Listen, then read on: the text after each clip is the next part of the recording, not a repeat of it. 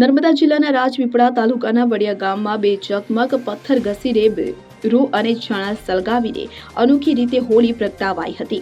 ઘાસના પોળા સાથે પ્રદક્ષિણા કરાઈ હતી. ત્યારે આવી રીતે હોળી પ્રગટાવવાથી ગામમાં સુખ શાંતિ બની રહે છે એવી માન્યતા છે. તો જિલ્લામાં હોળી પર્વની ધામધૂમથી ઉજવણી કરાઈ રહી છે. ત્યારે આજના ડિજિટલના યુગમાં પણ જિલ્લાના કેટલાક ગામોમાં આજે પણ પરંપરાગત રીતે હોળી પ્રગટાવીને પર્વની ઉજવણી કરવામાં આવે છે. જેમાં રાજપીપળા તાલુકાના વડિયા ગામે પણ પ્રતિવર્ષની જેમ આ વર્ષે પણ ચકમક પથ્થર ઘસી રૂ અને છાણા સળગાવીને હોળીને પ્રગટાવવામાં આવી હતી.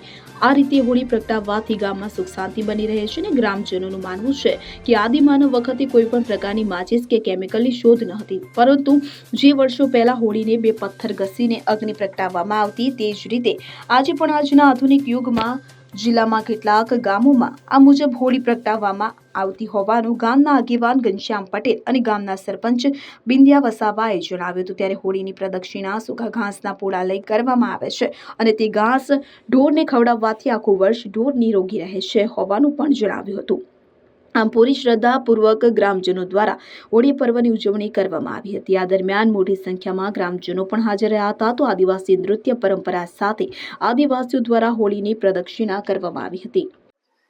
ફાગણ સુદ પૂનમ હોળીનો તહેવાર છે. આજે અમારા વડિયા ગામમાં અમારી આદિવાસી પરંપરા મુજબ વર્ષોથી અમે હોળી પ્રગટાવીએ છીએ. અમારા ગામમાં નવીનતા એ છે કે અમારી વર્ષો જૂની જે પરંપરા છે કે બે પથ્થરને ઘસીને એ પથ્થરનો તણકો જરે એ રૂ પર લેવામાં આવે છે. રૂ પરથી લઈને રૂને થોડુંક હાથથી હલાવીને પછી ઘાસના પાંદડામાં લઈએ છીએ અને એ પાંદડા હલાવીને પછી અમે એ આગ પ્રગટે છે. એ આગ પ્રગટ્યા પછી મૂકીને પછી અમે તુવરના ઘાસના પૂરાથી લઈને અમે હોળી માતાને પ્રજ્વલિત કરીએ છીએ અને હોળી માતા પ્રજ્વલિત થયા પછી અમે ઘાસના પૂડા લઈને ચારે બાજુ ફરીએ છીએ. હોળી માતાને માન સન્માનથી એમની પૂજા ભક્તિ કરીએ છીએ અને જે ઘાસના પૂડા જે છે એ અમે ઘરે લઈ જઈને અમારા ગાય ભેંસ ઢોર ઢાકરને ખવડાવે છે. તો વર્ષ દરમિયાન ગાય ભેંસ જે ઢોર ઢાકર છે એને કોઈ બીમારી નથી આવતી, અથવા બીમારી આવે બી છે તો એ મટી પણ જાય છે. ઘનશ્યામ પટેલ, વડિયા. હોળી આદિવાસીઓનો મુખ્ય તહેવાર છે. પરંપરાગત રીતે હોળી અમારા ગામમાં વર્ષોથી ઉજવવામાં આવે છે. પહેલાના જમાનામાં જ્યારે માચિસની શોધ પણ નથી થઈ, ત્યારનું જે પથ્થર ઘસીને ચકમકથી જ હોળી પ્રગટાવવામાં આવે છે અને એ પરંપરા અમે આજે દિન સુધી જાળવી રાખી છે.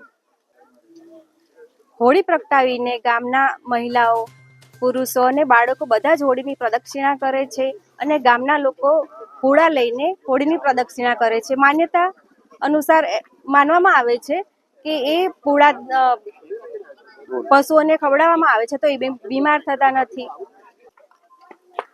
આજે પણ અમે એ પરંપરા જાળવી રાખી છે અને આવનાર સમયમાં પણ જાળવી રાખીશું.